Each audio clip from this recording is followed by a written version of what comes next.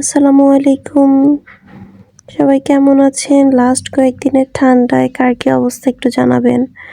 আমার যদিও একটু ঠান্ডা লেগে গেছে বাট আলহামদুলিল্লাহ আমি সুস্থ আছি এখন।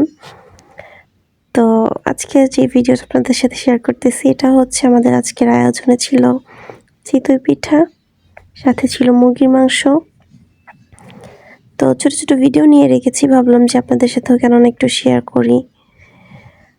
এই যে চুলার পাড়ে বসে গরম গরম শীতকালে পিঠা খাওয়ার যে একটা আনন্দ, আমেজ, এটা অনেকেই শহরের ব্যস্ততায় ভুলে গেছে। আবার অনেকে ব্যস্ততার ভিড়ে মাঝে মাঝে মনে করে যে মায়ের হাতের যে একটা রান্না সুস্বাদু মজাদার।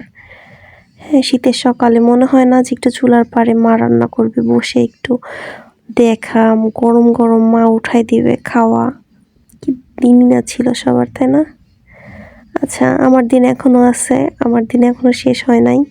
তো আমি এখন এরকম চুলার পাড়ে বসে খাই, আমার ভালো লাগে। এই ব্যাপারগুলো আমি অনেক উপভোগও করি, আমার অনেক বেশি পছন্দ। আচ্ছা, পিঠা বানানো শেষ, তার মানে কি খাওয়ার পালা শুরু।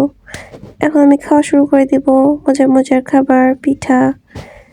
তো এই যে ফাইনাল নিয়ে নিয়েছি, খাওয়া দাওয়া জম্পেশ হবে। ধন্যবাদ সবাইকে।